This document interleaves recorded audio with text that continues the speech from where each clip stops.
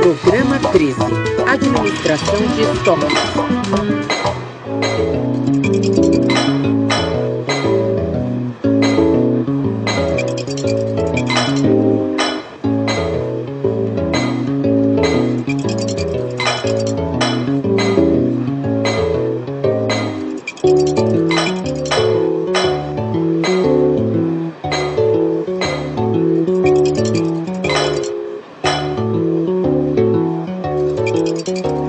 Percebeu o que aconteceu?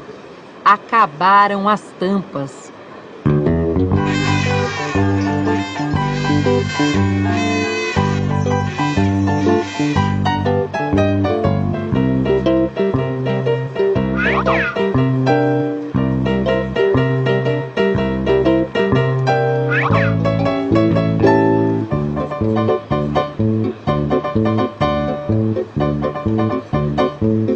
Agora, o funcionário do estoque vai ligar para um fornecedor para tentar comprar mais. Enquanto isso, os funcionários da linha de produção ficam parados. Qual vai ser o custo disso para a empresa? Olha o que causa a falta de controle e planejamento na administração do estoque.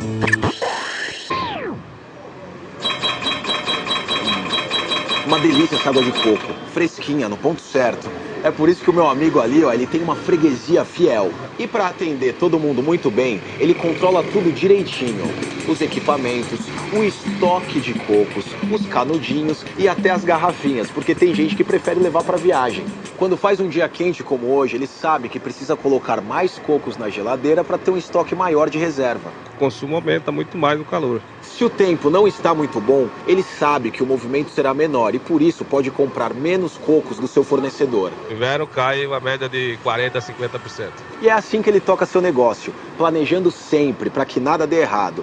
Agora, como será que isso funciona numa grande empresa? Vem comigo, vamos descobrir. Você deve conhecer bem o supermercado do seu bairro. Existem milhares de produtos em suas prateleiras, gôndolas e freezers. Mas você já parou para pensar como é que eles fazem para que não falte nada nas prateleiras? É por isso que eu estou nesse centro de distribuição de uma grande rede de supermercados. É daqui que saem os produtos que vão abastecer as lojas.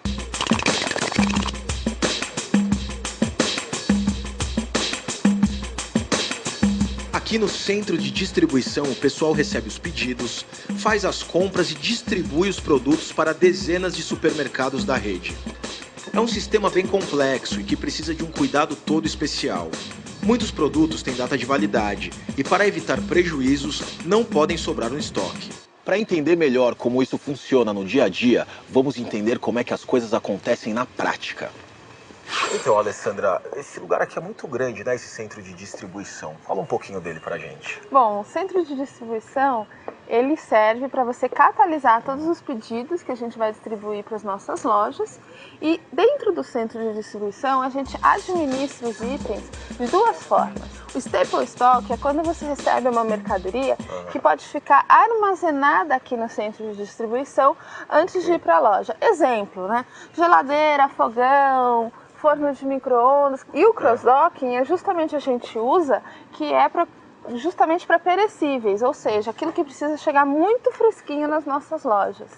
E como é que vocês sabem o produto que está faltando ou o produto que está sobrando? Como é que vocês fazem esse tipo de controle? A gente tem um sistema e ajuda muito, né? A tecnologia nesse momento é crucial para a gente saber administrar. São sistemas, né, de gestão que acompanham a venda, bem como acompanham também o hábito de consumo das pessoas. Então, por exemplo, se a gente vê que existe uma maior procura por itens diet light, obviamente a pessoa que compra esses itens vai ter que se abastecer um pouco mais para suprir essa nova demanda. Mas o mais importante é você, como comprador daquela categoria ou comprador daquele item, saber administrar não só a sazonalidade, por exemplo, eu sei muito quando vai vender paçoca, quando é festa junina.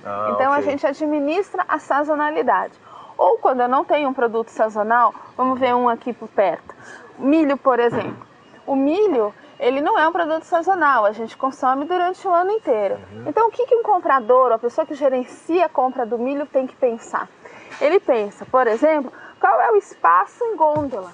Quanto mais espaço em gôndola, mais eu vendo. A pessoa que está gerenciando essa categoria consegue direcionar o quanto ela tem que pedir e o quanto ela tem que ter de estoque de segurança. E nesse processo todo, qual é a maior dificuldade? Eu acho que é prever exatamente quanto vai sair daquele item. Vocês já foram pegos de surpresa alguma vez? Por exemplo, vocês compraram paçoquinha de menos lá para a festa junina, aí faltou em cima da hora, ou então sobrou um produto que não pode sobrar, por exemplo, um produto perecível. E aí, como é que faz? Aqui a gente trabalha com o sistema de transferência, porque cada público reage de um jeito. Então, se você tem uma loja num bairro que consome mais ketchup do que em outra e acabou seu ketchup naquela que consome mais, a gente transfere da loja que tem mais sobrando, que consome menos, e traz para essa loja. Porque o ganho que um lojista tem é ele não ter overstock, ou seja, é não ter um estoque a mais no seu centro de distribuição daquele item. Olha só a situação desse estoquista. Como essa é uma emergência, ele não tem tempo de pesquisar o melhor preço, não pode escolher o melhor fornecedor e tem que comprar o produto de quem puder entregar no menor prazo. É nisso que dá a falta de controle e planejamento do estoque. Uma série de prejuízos. Produção parada, maior custo com material e, muito provavelmente, atraso na entrega.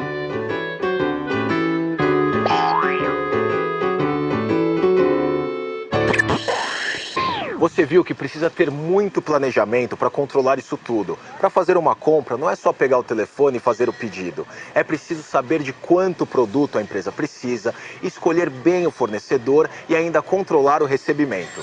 Bom, Alessandra, definitivamente fazer compras para um lugar como esse, né, para um centro de distribuição, não é igual fazer as comprinhas do mês lá da minha casa, né? Certamente. Explica para mim então como é que é esse processo. Bom, aqui a gente tem uma equipe. Essa equipe é composta por quase 100 pessoas, cada uma responsável por uma categoria de produtos. Elas têm que considerar toda a margem que vai ser ganha com o produto, obviamente, porque você compra por um preço e revende por outro. E nesse gap entre o que você compra e o que você vende, tem que estar todo o custo de estocagem, de transporte, de pagar o salário das pessoas que colocam na gôndola. Então a gente tem toda uma estrutura de custos que tem que ser absorvida nessa margem de lucro, mesmo assim contemplar o preço que seja mais baixo que a concorrência. E como vocês selecionam os fornecedores? A gente não vai só pelo produto que a gente quer ter. A gente obviamente seleciona as grandes marcas, mas a gente procura muito mais estabelecer primeiro um relacionamento de ganha-ganha com esse fornecedor. Mas mais que isso, a gente vai procurar fornecedores que sejam éticos. O fornecedor, ele não pode simplesmente a gente fazer uma negociação com ele que ele não ganhe dinheiro, né? E a gente também tem que ter o espaço para, como eu falei, com aquela margem, colocar o preço que a gente também possa ganhar e a gente possa atender o consumidor. Uma boa relação com o fornecedor é um dos segredos do sucesso para um negócio como esse? Certamente. O fornecedor, ele é o grande parceiro do negócio. Ele tem que ser aquele que entende se colocar uma caixa ou duas na gôndola, quanto mais ele vai vender, quanto mais ele vai atender o cliente dele. Porque, na verdade, a grande maioria dos nossos fornecedores não tem loja, né? E nós somos a loja dele. Como é que é a gestão da cadeia de suprimentos? A cadeia de suprimentos também. Se não houvesse a tecnologia, não ia ser possível da gente gerenciar. Primeiro, a gente tem um sistema que captura desde do checkout, ou seja, do caixa, né? A gente captura todos os itens que saem, toda a nossa venda, e daí a gente abastece de informações esse sistema que vai gerar quanto a gente vendeu de cada item, quanto mais venderia do item se fosse a sazonalidade, então ter aquele pico de vendas. O grande desafio, mas também o grande prazer de um varejista é ter a loja abastecida, que o cliente entre aqui e encontre tudo que ele precisa. Esse é o grande desafio e é um prazer poder encontrar um cliente satisfeito. Hoje em dia, para garantir a qualidade dos seus produtos, toda empresa precisa contar com ótimos fornecedores. Na verdade, eles têm que ser parceiros e o objetivo é deixar o cliente final bem satisfeito. Você percebeu, né? Eu adoro água de coco. Bom, Até a próxima.